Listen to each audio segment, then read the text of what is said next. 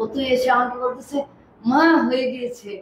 আমি তো হয়ে গিয়েছে শুনে আমি ছেলেকে জড়িয়ে ধরে কি যে করেছে আমি নিজেই জানি না, মনে হয় বলি যে আমরা আসলে আপনার এখন এখন যে ফেশিয়াল এক্সপ্রেশন এটা দেখে আপনার খুশিটা আমরা ধারণা করতে পারছি এবং এটা খুবই স্বাভাবিক।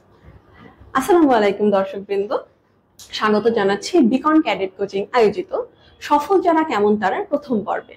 আজকে আমাদের সাথে রয়েছে আমাদের খুব স্নেহের স্টুডেন্ট সৌহার্দ্য সাহা এবং তার মা। আপু আপনার নাম? সৌহার্দ্য সাহা, যে কিনা এবছর বিকন ক্যাডেট কোচিং থেকে বরিশাল ক্যাডেট কোচিং এ চান্স পেয়েছে। শুনবো সৌহার্দ্যর কথা, শুনবো তার মায়ের কথা। আচ্ছা আপু, শুরুতে জানতে চাই যে আপনার দেশের বাড়ি কোথায় এবং আপনার সন্তান কয়জন? আমার দেশের বাড়ি টাঙ্গাইল জেলা ঘাটাইল উপজেলা, সন্তান একজন। আচ্ছা আচ্ছা, এই যে মানে আপনার একটাই সন্তান, তাকে একটু দূরে পাঠানো বা নিজের সন্তানকে এখন ক্যাডেট কোচিং এ দিতে হচ্ছে, আপনার এই ক্ষেত্রে একটু খারাপ লাগছে না? না, কারণ আগে থেকে আমার ইচ্ছা ছিল, প্লাস ওর ইচ্ছা ছিল, ওর আর কি আমার অনুপ্রেরণায় যে ওর ইচ্ছাটাকে যে করতে পেরেছে, ক্যাডেটে চান্স পেয়েছে, এটা আমি আরো মনে করতেছি যে এটাই বড় করে দেখছেন। হ্যাঁ, বড় করে দেখছি। মানে আপনার নিজের অনুভূতির থেকে যে ও একটা ভালো কিছু পেয়েছে, ভালো কিছু পেয়েছে, এটা আপনার কাছে আর কি বুঝতে পেরেছে। ক্যাডেট কোচিং মানে ক্যাডেট কলেজ সম্পর্কে জানলেন কিভাবে বা ক্যাডেটের প্রতি আগ্রহ কিভাবে? ক্যাডেট কলেজ সম্পর্কে জানলাম মানে আমার তো হোম ডিস্ট্রিক্ট টাঙ্গাইল। আমি মির্জাপুর থেকে ঢাকায় আর কি পড়াশোনা, প্লাস আমি আগে ঢাকায় ইচ্ছে পেয়েছিলাম, বেশি যাতায়াত করা হতো। আর আমার বেশি যাতায়াত করা হতো কেন, আমার বাবা অসুস্থ ছিল ও ছোটবেলায়। আমার খুব ইচ্ছা ছিল, আগে তো আমরা বুঝতাম না যে ক্যাডেট কলেজ কি, আমরা পড়তে পারি নাই। যখন আমি পড়াশোনা করি তারপরে যখন বুঝতে পারি যে আমি ক্যাডেট কলেজে পড়তে পারি নাই, এরকম একটি ছিল যে ক্যাডেট কলেজে বা মির্জাপুরের কাছে গেলেই ওখানে মনে পড়তে পারি নাই। তখন ছেলে আবার জিজ্ঞাসাও করতো যে মা এইটা কি করে মির্জাপুর ক্যাডেট কলেজের গেট দেখে, ও বুঝতে না দেখে ওকে বলতাম কি এটা একটা স্কুল। তারপর থেকে আমি জানি না কেন যেন ওখানে গেলেই খালি বলতো এই স্কুলে পড়তো। মানে এমন যে আপনার স্বপ্নটা আপনি আপনার ছেলের মধ্যে দিয়ে দেখেছেন আর একবার নতুন করে, আমরা এটা বলতে পারি। দেখেছি, প্লাস ওরও ইচ্ছা ছিল খুব, আমি এখানে দেখলেই তো হবে না, সব মা বাবাই স্বপ্ন দেখি, কিন্তু ও ওই সেটাই বলতে চাচ্ছি যে ও কিভাবে বুঝতে পারলো যে জানি না। ওই গেটের কাছে যখনই টাঙ্গাইল যেতাম আসতাম বলতো কি এই স্কুলে ভর্তি হবো। বেশ ইন্টারেস্টিং। আচ্ছা, যদি বলি যে ক্যাডেট কোচিং তো ঢাকায় অনেক, তো বিকনকে কেন পছন্দের তালিকায় রাখলেন? এটা একটু তাহলে হিস্টোরি বড় হয়ে যায়। হ্যাঁ, আমরা একটু শুনতে চাই, আপু একটু শর্টে শুনতে চাই। আমি হলো ঢাকার বাইরে ছিলাম, জি, ভাঙ্গা উপজেলায়। ওর বাবার চাকরির সুবাদে ওখানে ছেলে ছোটবেলা 1 থেকে ক্লাস 5 পর্যন্ত। এর মধ্যে আমার এক ক্যাডেট, এক্স ক্যাডেট, ও ভাইয়া বলে, আমি চিচারি করি, তাকে ছাড়ি করি, সেই জন্য হামজা ছাড়, তার কথা না বলে সে খুব ওকে পছন্দ করতো বা ওকে ক্যাডেটের প্রতি খুব অনুপ্রেরণা দিত ক্লাস 4 থেকে। সে অত ক্লাস 4 থেকে যখন ওর ভিতর ক্যাডেটের গল্প বলতো, সবকিছু বলতো, ও তার থেকে 5-এ ভাবতো কি ক্যাডেটেই যেতে হবে।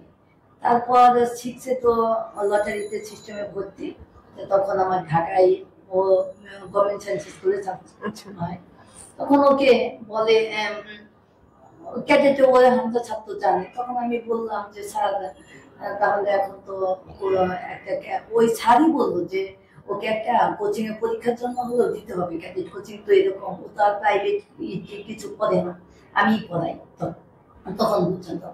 আর তখন আমি বললাম আচ্ছা স্যার ভালো কথা, তাহলে কোন কোচিং এ দেওয়া যায় আপনি একটু দেখবেন।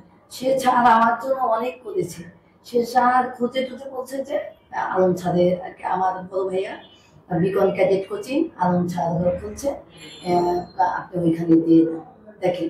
এবং উনি আমাকে কিন্তু ভর দিয়ে বলে নাই, এই জন্য আরো ওনাদের প্রতি আমার বেশি আর কি বিশ্বাস বা কিভাবে যে হয়েছে, উনি বলে দিয়ে দেখেন, তারপর যদি আপনার পছন্দ না হয় চেঞ্জ করবেন। আচ্ছা, তো আমরা এই গল্পটা শুনলাম যে কেন বিকন, কিন্তু বিকনে আসার পর মানে সৌহার্দ্য যখন এখানে এই একটা বছর কাটিয়েছে, এই একটা বছর সবকিছু সার্ভিস আপনার কেমন লেগেছে বা কোন কোন জিনিসগুলো আপনার কাছে মনে হচ্ছে উল্লেখযোগ্য ভাবে ভালো? সবচেয়ে উল্লেখযোগ্য ভালো বললে এখন তো বলবে যে ক্যাডেটে চান্স পেয়েছে দেখে মায়ের গল্প করতেছে, এটা কিন্তু বলবে। কিন্তু আমি আগে থেকে ছেলেকে বলতাম যে তুমি যে আলম ছাদের সান্নিধ্য পেয়েছো, এটা বড় পাওয়া তোমার। রিটেন হওয়ার পরে যখন ওকে ছাপড়তে যে হইতেও পারে না হতে পারে, রিটেনে হওয়ার পরে, কারণ আমরা ভাইবা মেডিকেলে কিন্তু কেউ বলতে পারবে না, তখন ওকে আমরা ছাপড়তে দিতাম, বাবা তুমি হয়তো চান্স না পেলে ভেঙে পড়বে না, তুমি যে ছাদের সান্নিধ্য পেয়েছো, যা শিখেছ, এটা সবচেয়ে বড় পাওয়া তুমি। অবশ্যই। এবং আমাদের কাছেও বড় পাওয়া। জি, আজকে হয়তো চান্স পেয়েছি দেখে বেশি গর্ববোধ করতেছি বা বেশি খুশি, আমরা অনেক খুশি। কিন্তু আমাদের বড় পাওয়া ছিল যে ওর শিক্ষাটা বড় শিক্ষা হয়ে গেছে। কারণ ছাড় ওকে যেভাবে গঠন করেছে, তৈরি করেছে আলম ছাড়। আমি 30 বছরে আজকে আমার সেই ক্লাস 5-এর কথা মনে পড়ে। ক্লাস 5-এ আমি যখন 5-এ আমরা গ্রামে বড় হয়েছি, তো বৃত্তি দিতাম। আমার ছাড় বলতো খেলাধুলা করতে দেখলে বোকাতে তাই আস পড়াবো। সেই এত বছর পরে এরকম একজন ছাড় পেলাম, আলম ছাড়কে। কারণ কোচিং ক্লাস না শুধু, সে কোচিং ক্লাস করানোর পরে যে কোনো বাচ্চাকে যে কোনো সমস্যা এক্সট্রা সে আলাদা কোনো সময় দেখতো না।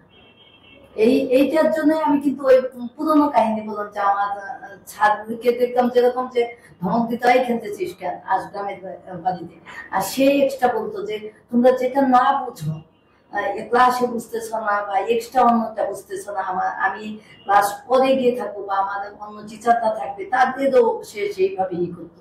তার মানে আপনি এটা মনে প্রাণে বিশ্বাস করছেন যে এই এক্সট্রা কেয়ারটা এটা সৌহার্দ্যকে এগিয়ে নিয়ে যেতে অনেকখানি অবদান রেখেছে।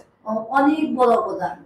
কারণ শুধু এগিয়ে নিয়ে যাওয়া না, সবচেয়ে বড় কথা আমি আরো বুঝেছি কি, ঢাকা ভার্সিটি পরীক্ষা হলো, জি জি, অ্যাডমিশন টেস্ট, আমার বাসায় থেকে আমার ভাইনা পরীক্ষা দিল। তো ইংলিশের পরীক্ষা, ইংলিশটুকু যা অংশ থাকে যে ইংলিশ কয় নিচে পরীক্ষা দিল। এখন ও বলতেছে কি আমার ভাগনাটা ভালো করে নেই, এসে বলতেছে তো ও প্রশ্ন দেখে বলতেছে কি মা আমি একটু পরীক্ষা দিব, আর কি ওর সাথে একটু হয়তো মনের একটু কি করার জন্য যে তুমি এইগুলি পারো না এই সময়ের মধ্যে, এই সময়ের মধ্যে এরকম ও একটু কিউরিয়াস হয়ে গেছে যে কি এমন কোশ্চেন আসে। আমি বললাম যে হ্যাঁ তোমার তো এখন কোনো কাজ নেই, দিতে চাও ভালো দাও। ও দেখি কি হোক বা না হোক পুরা সময়ের ভিতরে 5 মিনিট আগে ওর ভাইয়াকে বলতেছে, দাদাকে আমরা দাদা বলি, দাদাকে বলতেছে দাদা দেখো তুমি সময়ের মধ্যে শেষ, ও যে আমার ভাগ্নে এসে বলতেছে সময়ের মধ্যে ইংলিশ দিতে পারিনি, এতটুকু বাকি আছে। বলে দাদা আমার সময়ের মধ্যে সে 5 মিনিট আগেই শেষ হয়ে গিয়েছে।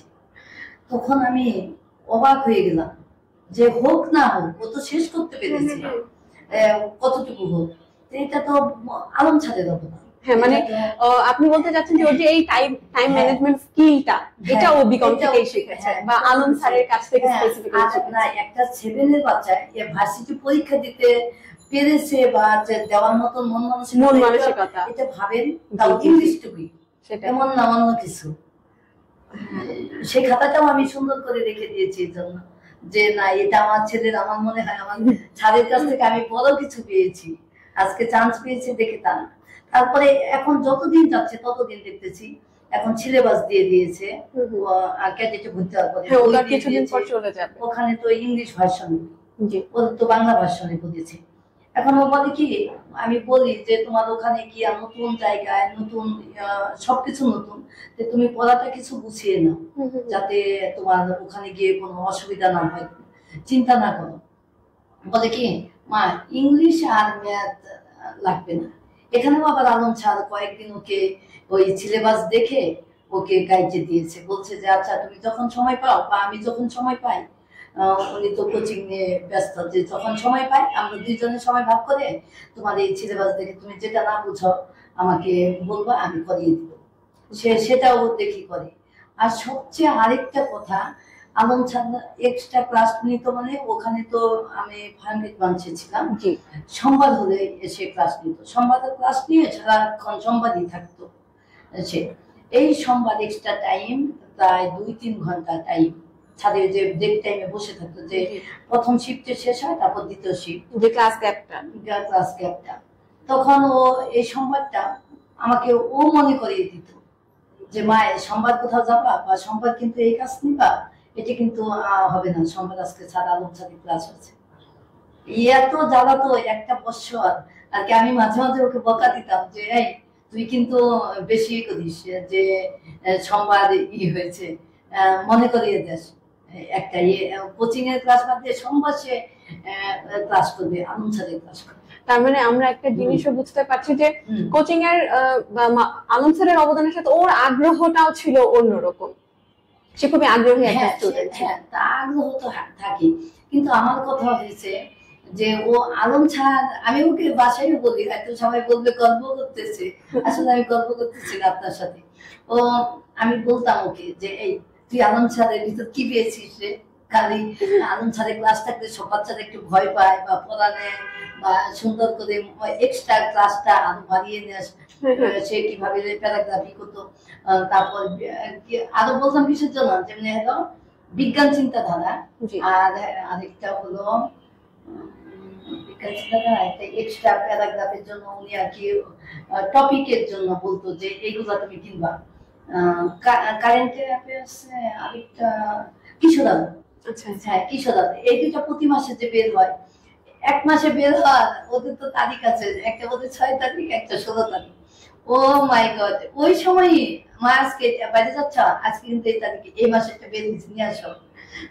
আমি ওকে বলতাম যাই তোর ওই আগেরটা শেষ হয়েছে না, তার ওই যে ওই আলাদা টপিক কি বের হলো আলম স্যারের কাছ থেকে আবার ইংলিশে দিবে, তার ওই চিন্তা ছিল। আচ্ছা, ব্যাপারটা বেশ ইন্টারেস্টিং। এইটা দেখতাম ও আমাকে, এটা খুবই আগ্রহ। আর আমি ওকে মাঝে মাঝে বলতাম যে সবচেয়ে আজকে হয়তো দেরি হইল, আজকে দেরি হয়েছে অন্য একটা কারণে, স্যারকে এসে বললো আমাদের কারণে। ও একদিনও ক্লাসে লেটে যায়নি যতদিন ভর্তি হয়েছে। এবং আলম স্যার একদিন প্যারেন্টস মিটিং এ বলতেছে যে হয়েছে কি, সবাই তো অভিযোগ করে স্যার এই পরীক্ষায় খারাপ করেছে, আমার বাচ্চা এটা করেছে। পরে বলছে যে আমার ক্লাসে না, শুধু সব ক্লাসে আপনারা কষ্ট করেন জানি, কিন্তু আমাদের একটা থাকবে যে ওকে ওদের লেটে পাঠাবেন না, ক্লাস শুরু হওয়ার আগে পাঠাবেন 5 মিনিট আগে। যেমন আমি এখন পর্যন্ত সৌহার্দ্যকে দেখি নাই যে লেটে ক্লাসে ঢুকছে। আপা আপনাদের কাছে আমার অনুরোধ যে আপনারা ক্লাসে লেটে পাঠাবেন না, জ্যাম থাক যাই থাক 5 মিনিট আগে 15 মিনিট আগে এসে বসে থাকবেন। আমি কিন্তু সৌহার্দ্যকে দেখি নাই। এই কথা বলার পরে সে ছেলে আমার সাথে কয়েকদিন রাস্তায় আর কি কান্না করতে করতে আসছে, যদি দেরি হয়ে যায়, শেষের দিকে আছে না, শেষের দিকে ঢাকা শহরের জ্যাম, তার উপর ঢাকা শহরের জ্যাম, অনেক চাপ থাকে শেষের দিকে।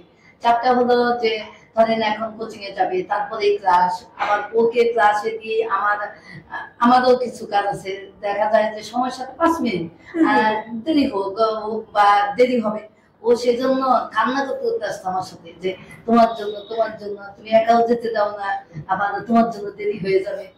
ওকে তাই বলতাম তোকে একটা আলম স্যার মেডেল দেওয়া উচিত। আসলে তাই, মানে এত বেশি পাংচুয়াল। আর আমরা জানি যে আমার শিখাইতে হয়নি, আমি ওই সময়টা আর কি ভাবি, ওই সময় যখনই হয় তখন আমি এবং আমার ভাগ্নের সাথে থাকতো, যে ওকে বলতাম এটা আনন্দ স্যারকে কি ওষুধ দিয়ে দিয়েছে, তোর দেরি হয় আর ওদের দেখ, ও বেশ পাংচুয়ালি একটা ছেলে সৌহার্দ্য। তো আপু যদি একটু সৌহার্দ্যর পড়াশোনার রুটিন বা ও কত ঘন্টা পড়তো বা ছোট থেকে ও কিভাবে পড়াশোনা করে আসছে, এই ব্যাপারটা যদি একটু শেয়ার করেন। আমি ওকে ঘন্টা হিসাবে পড়াতাম না যে এত ঘন্টা পড়তে হবে, এইভাবে না। ছোটবেলা থেকে আমাদের এটা আমার মার শিক্ষা থেকে আমরা পেয়েছি আর কি, রুটিন করা ছিল আমার। ও ছোটবেলা থেকে পড়ুক না পড়ুক, একটা যেমন ভোর 6টার মধ্যে উঠাতাম, উঠিয়ে তারপর ক্যাডেটের সময় তো তখন ও নিজেও অবস্থা। ও কি মানে সারা বছর ভোর 6টার সময় ঘুম থেকে উঠেছে? না না, সারা বছর ভোর 6টা বলবো না, 7টা বা স্কুল বলতে তখন তো মানে ওকে আমরা একটা আর্লি রাইজার বলতে পারি, সকাল সকাল ঘুম থেকে ওঠে। এটা খুবই ভালো একটা গুণ একটা স্টুডেন্টের, সকাল থেকে উঠে। আর বিকল যখন রুটিন করে দিল তখন তো রুটিনের সাথে মিলে গেল, তখন সময়টা আরো একটু এগিয়ে নিল সকালবেলাটা। যেমন ওখানে 6:45 ছিল, 6:45 থেকে 6টার মধ্যে উঠে ও আর কি পড়তে বসে। তারপরে আর এমনিতে ওর মানে আপনার কি মনে হয় যে ওর পড়ার কোন স্টাইল গুলো, যেটার কারণে একটা ক্যাডেট কোচিং এ তো পরীক্ষা দিচ্ছে, আমরা জানি অনেক শিক্ষার্থী, চান্স পাচ্ছে কয়জন, তো নিশ্চয়ই ওর মধ্যে আলাদা কোনো গুণ ছিল, তো আপনার মা হিসেবে কি মনে হয় যে ওর কোন কোন গুণগুলোর কারণে যে হ্যাঁ আমার ছেলেটা এই ভাবে ফলো করেছে বলেই আজকে একটা সফলতার মুখ দেখেছে? প্রথম গুণটা হলো আমি বলবো ওর পরীক্ষা দেওয়ার পদ্ধতি। আচ্ছা। কারণ হলো ও পরীক্ষার সময়, এটা ছোটবেলায়ও কথা বলতো না, ও এমনি পরীক্ষার হলে ক্লাস কথা কম বলে, খুবই কথা বলেই না। ওর খাতা নিয়ে যাবে বা ধমক দিবে দেখে টিচার, বা ক্লাস 5 পর্যন্ত কোনো পরীক্ষার সময় কেউ কথা বলতো না। ও অনেকে আছে না টিক বা ম্যাথের রেজাল্ট মিলায়, ওটাও করতো না। আমি যদি বলতাম ভুল করতো, যদি বলতাম বাবা এটা কিন্তু এখন মিলাতে পারো ফ্রেন্ডের সাথে, এখন তো বুঝছো, ও বলতো আমাকে মাঝে মাঝে বলতো মা এটা তুমি কি বলো। ও মিলাতে চাইতো না? না, মিলাতই না। বিকনে যখন আসলো, যখন ম্যাথে কিন্তু হাইস্ট পেতো না অনেক সময়, বা অনেক সময় কি ম্যাথ হাইস্ট পেতো না, বা ছোট ছোট ভুল করতো। আনন্দ স্যার সেটা বলতো, রেজাল্টের কাছে গিয়ে গুণে বিয়োগে এরকম ভুল করতো। ব্যাচিক হয়ে গেছে, সবকিছু হয়েছে, এই ছোটখাটো ভুলগুলো করতো। তখন আমি ওকে বলতাম কি আচ্ছা বাবা তুমি ফ্রেন্ডদের সাথে, এখন তো বড় হয়েছে, তুমি ফ্রেন্ডদের সাথে রেজাল্টটা একটু মিলাতে পারো না, তাহলে তো এই ভুলটা হয় না। তখন ও বলতো কি মা কি বলো, আমারও মনে মনে রাগ হতো, বেশি বুঝবে, ফ্রেন্ডদের সাথে একটু কথা বলবে, তাও বলে না। এখন দেখলাম এইটাই সবচেয়ে বড় পাওয়া। কারণ এবার ম্যাথ কোশ্চেন অনেক হার্ড হয়েছে, এবং অনেক বাচ্চারাই বলছে যে ম্যাথ, এবং আমরাও জানি, আমরা তো সবাই করি, সেই ক্ষেত্রে ও ম্যাথে আর কি আলম স্যার বলছে ও যা বলে সেটাই যদি হয়, ঠিক হয়, তাহলে ও চান্স পেয়ে যাবে। এটা ছাড়ে আর কি ওর পরীক্ষা দেওয়ার পরে ওর সাথে কথা বলে সে কিন্তু বলছি। যদি ওর পড়াশোনা তো ঠিক আছে, কিন্তু আমি যদি বলি যে আপনি ওকে কিভাবে সাহায্য করেছেন? আমরা জানি মায়ের অবদান সব থেকে বেশি, কিন্তু আপনার মানে আপনি মা হিসেবে কিভাবে ওর পাশে থেকেছেন? আমি বলবো যে আমার অবদান সবচেয়ে বেশি না, কারণ মা হিসাবে একদিকে সন্তানকে মানুষ করতে হবে, এটাই বড় কর্তব্য এটা। আর এখানে আমার মা, আমি হইলো পুরাটাই ঢাকায় আসার পরে ওই যে হামজার সাথে কথা বললাম, ওনার সাথেও মাঝে মাঝে কথা হতো, কিন্তু আমি সবটুকুই আলম স্যারকে ছেড়ে দিয়েছিলাম। বলছিলাম যে ওর কোথায় গ্যাপ কি, আমি যে জায়গা গ্যাপ আছে দেখি ওই এক্সট্রা টাইমে ও ছাদের কাছে যেত, ছাদ দেখিয়ে দিত, ও উৎসাহ নেওয়া করতো। বা বিকনের যে ক্লাস টিচার গুলো তো ভালো ছিল, তারাও হইলো ভালো করে বুঝিয়ে দিত। এইটুকখানি দেখতাম যে ও ফাঁকি দিচ্ছে কিনা, যে ক্লাসে বুঝে নাই সেটা আবার স্যারকে বলতেছে কিনা, বা পরীক্ষা এটা বুঝতে পারছে কিনা টিচারদের বলতেছে কিনা। তাছাড়া আর আমি কিছুই ওকে ই করতাম না। ওই আমি আর কি ক্যাডেট কোচিং এর সময় আমার তেমন কিছু বলা লাগে না। ও আলম স্যার প্লাস আরো রুদ্র ছাত্রা ছিল, সব টিচারদের সাথে ও ফ্রেন্ডলি ক্লাস করছে। তার মানে ওর মানে নিজের আগ্রহটা, আমরা যেটা দেখছি ওর নিজের আগ্রহটা বেশ বেশ ছিল।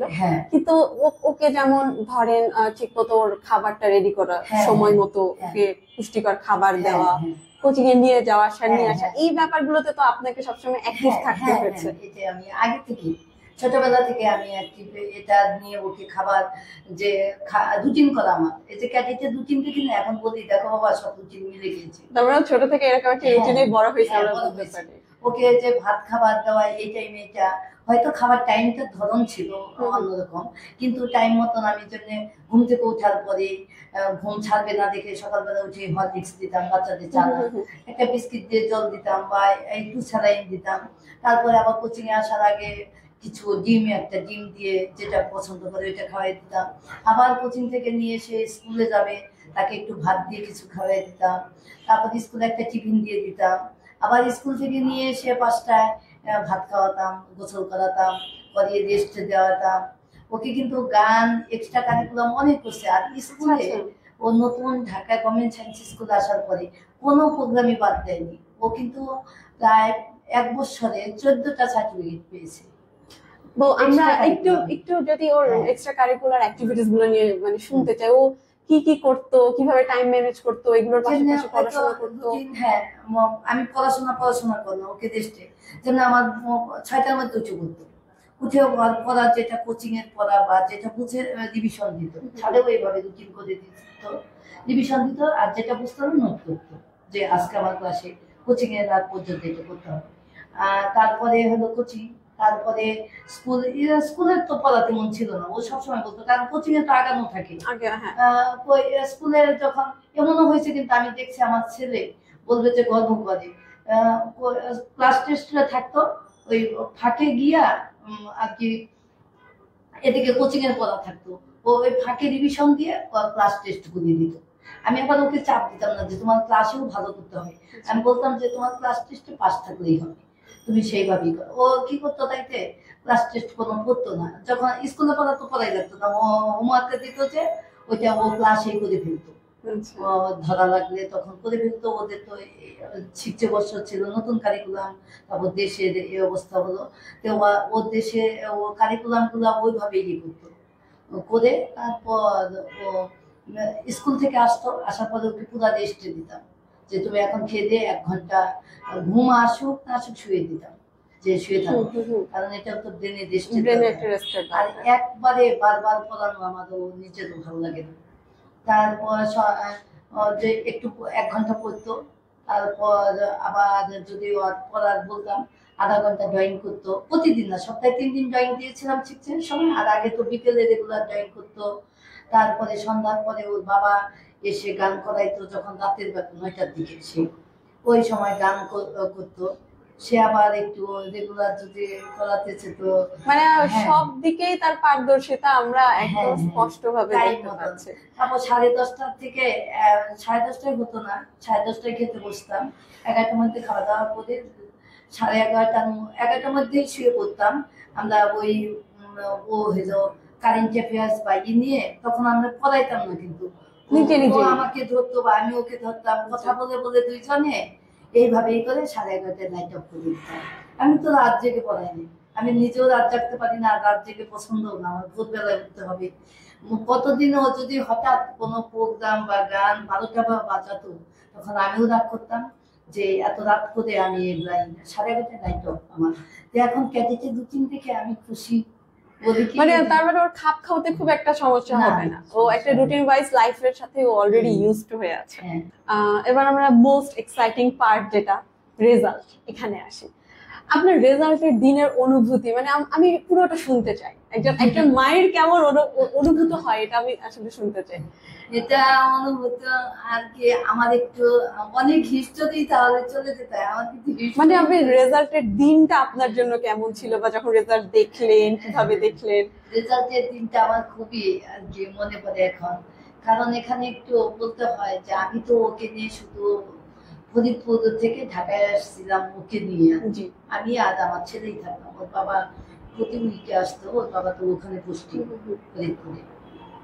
সেক্ষেত্রে আমাদের যখন একটা যে ও ক্যাডেটে চান্স পাবে বা ওরা এত কষ্ট করেছে, একটা কিন্তু বেশি আগ্রহ ছিল রেজাল্টের জন্য, এখন পেয়েছে যে সেটা যখন রেজাল্টটা শুনলাম আর কি, তখন আমি গ্রামের বাড়িতে, আমাদের একটা অনুষ্ঠান হয় পুজোর অনুষ্ঠান, গ্রামের বাড়িতে অনেক লোকজন আসে, আমার পারিবারিক সবাই আসছে। আর এর মধ্যে ও সময় দেয়নি এই 1 বছর, ওর কারণে আর কি ওই অনুষ্ঠানে সবাই আসছে আমার ফ্যামিলি। এমন কি সৃষ্টিকর্তার কি লীলা মনে করি আমি, যে 1 বছর সবাই জানতো যে ও এরকম হাট পরিশ্রম করতেছে, ওকে যেতে বললে ও যেত না, ওই যে বললাম না সোমবার, কিন্তু আসলে ও নিজেই যেত না এই সোমবার করে করে অনুষ্ঠান করতে। তারপরে সবাই এই জন্য ওই অনুষ্ঠানে আসছে যে ও পরীক্ষা দিয়ে চলে আসছে, ওকে এমন সময় তো রেজাল্টের ঘোষণা দিয়েছে বলে আমি তো ওদের নিয়ে ব্যস্ত, আমাদের কি পুজো ছিল এই সময় ব্যস্ত। ও বলতেছে মা যে রেজাল্টে দিয়েছে, ওদের ফ্রেন্ড ফোন করে বলছে ওকে, ফোন দিতেছে, অনেকবার ফোন দিয়েছে পাচ্ছে না, পরে ও মানে ফোনের শব্দে গিয়েছে, যার পরে যে ফ্রেন্ড ফোন দিয়েছে, বলতেছে মা রেজাল্ট দিয়েছে। পরে বলি বাবা আচ্ছা যাও তুমি দেখো, তো আমি তো এদিকে ব্যস্ত সবার সামনে ওইভাবে ইয়ে করছে। ওর বাবা ওর সাথে বসছে বোধহয় অন্য রুমে, আমি আর যাইনি। ও তো এসে আমাকে বলতেছে মা হয়ে গিয়েছে। আমি তো হয়ে গিয়েছে শুনে আমি ছেলেকে জড়িয়ে ধরে কি যে করেছে আমি নিজেই জানি না, মনে হয় আমরা আসলে আপনার এখন যে ফেশিয়াল এক্সপ্রেশন এটা দেখে আপনার খুশিটা আমরা ধারণা করতে পারছি, এবং এটা খুবই স্বাভাবিক, একজন মায়ের এরকম অনুভূতি হওয়া খুবই স্বাভাবিক। যদি শেষ প্রশ্ন আপনাকে করি, যে আরো যারা এবছর ক্যাডেটে পরীক্ষা দিচ্ছে বা সামনে যারা ক্যাডেটে পরীক্ষা দিবে, তাদের জন্য আপনার কি পরামর্শ, বা যেহেতু আপনার ছেলে অলরেডি সাকসেসফুল, অবশ্যই আপনার কথাগুলো তাদের জন্য অনেক গুরুত্বপূর্ণ, তো তাদের জন্য আপনি কি করতে চান? তাদের জন্য আমি বলবো সবচেয়ে কি আমাদের গার্ডিয়ানরা, আসলে এটা বললে খুব খারাপ লাগবে সবারই, গার্ডিয়ানরা আমাদের সবসময় ফার্স্ট সেকেন্ডে নিয়ে দৌড়ায়। জি জি, এটা এটা খুব খারাপ লাগে। কমন একটা সিন বাংলাদেশে। হ্যাঁ, কমন সিন, ফার্স্ট সেকেন্ড হলো কিনা। কিন্তু আগে থেকে যদি চিন্তা করে যে না, আমি কিন্তু শেষের দিকে আর কি প্রথম দিকে খুবই ছিলাম যে আমি যদি আলম স্যারের মতন এরকম স্যার পেতাম আগে থেকে, আরো 1 বছর আগে থেকে, তাহলে ক্যাডেট নিয়ে এত ভাবতে হইতো না। আমি তো মনে মনে ভাবতাম যে হবে কিনা, পরীক্ষাটা কেমন হবে, আরো ইংলিশ কেমন জানতে হবে, কোনো সিলেবাস নাই ক্যাডেটে পরীক্ষা। তখন আমি ভাবতাম যদি আমি 5-এ এই স্যারকে পেতাম, তাহলে যদি আমি ফার্মগিতে থাকতাম, স্যারকে পেতাম, তাহলে আজকে আমাদের এই চিন্তা করা লাগতো না। এরকম একটা ভাবতাম কিন্তু মনে মনে। ছেলেকে হয়তো সবসময় সব প্রকাশ করা যায় না, এটা তো বুঝি। আমি বলবো যে যারা গার্ডিয়ানদের এতে খালি বাচ্চাদের পড় না পড়ে না নম্বর দেখে, তাহলে একটু সমস্যা। যদি দেখে যে বাচ্চাটা কতটুকু শিখছে, কার কাছ থেকে শিখছে, কিভাবে নিচ্ছে, রেজাল্ট করে আগে শিখলো কতটুকু, এটা যদি প্রথম থেকে দেখে যে ওই শিখছে উঠে দেখা যাবে না। আমি মনে করি যে বাচ্চাটা তো চাপ পড়ে বেশি, 5 থেকে যদি এরকম ছাত্রদের যোগাযোগ করে থাকে। আর ফার্মগেটের কথা বলবো কি, ঢাকায় যারা ফার্মগেটে থাকে, আমার তো মনে হয় যে গার্ডিয়ানরা যদি একটু পরিশ্রম করে দেখে, এরকম একটা ভালো ছাড় পেয়েছে, কোচিং আছে, তারা এত এক জায়গায় সবকিছু দিচ্ছে, এর চেয়ে বড় পাওয়া কিছু নাই। কিন্তু দেখতে হবে, চোখ কান খোলা রাখতে হবে। সবাই তো সবটা বলবে, শুধু বাচ্চাদের বললেও হবে না। ওরা তো খুব ভালো, আমি দেখেছি নিজে যে ও ফ্রেন্ডে রাত করতো। তারপর যখন বার্ষিক পরীক্ষা 2 মাস আগে ঘোষণা হলো বার্ষিক পরীক্ষা হবে, তখন হলো অনেক ভালো স্টুডেন্ট ছিল, ভালো মানে আর কি শিখতেছে তারা। কিন্তু এখানে তো আলম স্যারের কোচিং এ একটা জিনিস কি শিখায়, শিখছো কতটুকু, ওখানে রেজাল্ট তোমার তো হবে পরে। স্কুলে যখন পরীক্ষা হবে তখন তারা কি করে, স্কুল পরীক্ষায় ফার্স্ট হবে কিনা, স্কুলের সিলেবাসটুকু পড়াবে কিনা, স্কুলের আর কি কত নম্বরে যাবে, কত পেল 100-র মধ্যে, এইটুকু দেখে। যে আর কি কি বলবো, কাঠামোগত ভাবে চিন্তা করে। কিন্তু যদি চিন্তা করতো যে না শিখছে, তাহলে পরবর্তী যেমন 7-এ গিয়া আমার ছেলে কেন, যারা আরো ক্যাডেট কোচিং করছে, আমার ওদের ফ্রেন্ডদের হয় নাই, কিন্তু তারা কিন্তু গার্ডিয়ানদের সাথে গার্ডিয়ানদের কথা হয়তো বুঝেনি। তখন আমরা বাবা মারা বলি, দেখেন এই যে যারা 12টা মাস ধরেছিল, স্কুলের রেজাল্ট কি করছে সেটা বড় কথা না, কিন্তু ওরা কিন্তু সবাই স্বাবলম্বী হয়ে গেছে। যে 19 পর্যন্ত ইংলিশ আমাদের কোনো ব্যাপারই না, 7-এর না তাই তো করা লাগে, আবার চান্স পায় নাই। কিন্তু 7-এর না অলরেডি কিন্তু এখন তারা স্কুলে ভালো করতেছে 7-এ, কিন্তু শিখছে যে এই চিন্তা করে যারা যে স্কুলে স্কুলে কত করলো, এটা দেখতে দেখা। মানে আমরা যদি আপনার কথাটাকে একটু ছোট করে নিয়ে আসি, তাহলে তারাই যে আপনি বলতে চাচ্ছেন যে যদি ক্যাডেটই টার্গেট থাকে, তাহলে এই একটা বছর ক্যাডেটের পিছনে দেওয়া উচিত, স্কুলের রেজাল্টের পিছনে না দৌড়িয়ে। ক্লাস 5 থেকে তারা ক্লাস 5 থেকে ক্যাডেটের জন্য একটা ভিত্তি তৈরি করা, এবং এই যে ছুটে বেড়ানো স্কুলের রেজাল্টের পিছনে, সেটা না করে মানে শিখছে কি সেটার প্রতি একটু বেশি গুরুত্ব দেওয়া। এটা শুধু ক্যাডেটের পিছনে না, ক্যাডেটে এমন পড়াশোনা করায় যে ক্যাডেট বললে পরবর্তী ধাপগুলো বাচ্চাটার অনেক সহজ হবে। গার্ডিয়ানরা সেটা আগে বুঝে না, কিন্তু বুঝে পরে বুঝবে। কিন্তু বাচ্চাদের যদি নেওয়ায় যে না আমি 2টা বছর খালি শিখাই, তাহলে পরবর্তীতে ওদের 9 পর্যন্ত কোনো সমস্যা হবে না। যেমনি এখন এই যে বললাম না গার্ডিয়ান কথা হয়, আমাদের যে কথা হয় না তা না, যারা চান্স পায় না তারা কি পারে না, তারা তো না, তারা বলতেছে বা দেখতেছি যে এখন তাদের পড়া কিন্তু 7-এ অনেক ভালো করতেছে। 7-এ ওরা ইংলিশের প্রতি, ম্যাথের প্রতি তাদের কোনো নাই, যে ভয় ভীতি যেটা সেটা নেই, ওরা স্বাচ্ছন্দ্যে করতেছে। তো ওইটাও 1 বছর করছে দেখেই তো করতেছে। এইটা গার্ডিয়ানদের বুঝতে হবে। বাচ্চার চেয়ে গার্ডিয়ানদের এখানে, ওরা তো ছোট, ওরা তো যত ফাঁকি দিতে চাবে, চাপ নিতে চাবে না এত, কিন্তু পরে ওদের জন্য খুব সুবিধা হয়ে যায়। তার মানে আপনি বলতে চাচ্ছেন যে ক্যাডেটে পড়ার জন্য, বা মানে আমি বলতে চাচ্ছি যে ক্যাডেটের চান্স পাচ্ছে কি পাচ্ছে না, সেটার থেকে ক্যাডেট কোচিংটা করা বেশি জরুরি, তার পরের পরের ভিতটা শক্ত করার শক্ত জন্য। করার জন্য। ঠিক আছে, আমরা বুঝতে পেরেছি হ্যাঁ। আপু। অনেক অনেক অনেক ধন্যবাদ হ্যাঁ, আপনাকে। আপনাকে অনেক অনেক ধন্যবাদ। হ্যাঁ। সুপ্রিয় দর্শক মন্ডলী, শুনলাম সৌহার্দ্যর মায়ের কথা। এবার আমাদের সাথে রয়েছে আমাদের স্নেহের সৌহার্দ্য। সৌহার্দ্য, কিছুদিন পরে তো চলেই যাবা, তো এই যে রেজাল্ট, চান্স পাওয়া, চলে যাওয়া, সবকিছু মিলিয়ে তোমার কেমন ফিলিংস একটু আমাকে বলো। ফিলিংস অবশ্যই অনেক ভালো ছিল। মানে একটা জার্নি যেটা ছিল ওইটা কমপ্লিট হয়েছে ভালো মতো, এবং যেটার জন্য জার্নিটা ছিল ওইটাও আসলে সব সঠিকভাবেই হয়েছে। তো আসলে সবকিছু আমার দিক থেকে অনেক ভালো ছিল। যদি বলি যে চান্স পাওয়ার আনন্দ, চলে যাওয়ার একটু কষ্ট, কোনটা বেশি কোনটা কম? চান্স পাওয়ার আনন্দে অনেক বেশি। অনেক বেশি, যেটা খারাপ লাগাটাকে আর কি ছাপিয়ে যাচ্ছে আমরা বলতে পারি। তোমার আম্মুর কাছে তো তোমার অনেক ভালো ভালো কথা শুনছি, মাশাআল্লাহ। আম্মুকে একটু প্যারা ট্যারা দিত? আসলে ক্যারেট কোচিং এর সত্যি কথা বলতে গেলে আসলে প্যারা ছিল। তো আমার ক্ষেত্রে আসলে ওই রকম প্যারা ছিল না, তাও মানে আর কি যতটুকু থাকে আর কি ছিল। আচ্ছা, তুমি কি এরকম ছিলে যে তুমি নিজে নিজে পড়তে, নাকি তোমাকে একটু পুশ করলে তারপর পড়া হতো? কি আমি নিজে নিজেই পড়তাম। তো আমাকে আর কি পুশ করা বলতে আমাকে আলম স্যার আর কি আমাকে সবসময় আমাকে উৎসাহিত করতেন যে ক্যারেট কলেজে এই, ক্যারেট কলেজে ওই আর কি। তো এইগুলাই আর কি আমাকে পুশ করতো। আলাদাভাবে আমাকে এক্সট্রা ভাবে কোনো পুশ করতে হতো না যে তুমি পড়তে বসো, এইগুলো কিছু ছিল। তোমাকে যদি একটু শুরুর দিকে প্রশ্ন করি যে ক্যাডেট কোচিং বা ক্যাডেট কলেজের প্রতি তোমার আগ্রহ, বা এটা জানলা কিভাবে, ইচ্ছা হলো কিভাবে? আমার হোম ডিস্ট্রিক্ট হচ্ছে টাঙ্গাইল। তো টাঙ্গাইলের মির্জাপুর ক্যাডেট কলেজ যেটা ছিল, তো আমি যখন ঢাকা থেকে টাঙ্গাইল যেতাম তো তখন আর কি ওইটা গেট দেখতাম ছোট থাকতে। তখন তার আমি বুঝতাম না যে ওইটা আসলে কি। আস্তে আস্তে যখন আমি বড় হলাম, ক্লাস 4-এ উঠলাম, তো তখন আর কি ওইটা নিয়ে আমি বিস্তারিত জানলাম যে এটা ক্যাডেট কলেজ।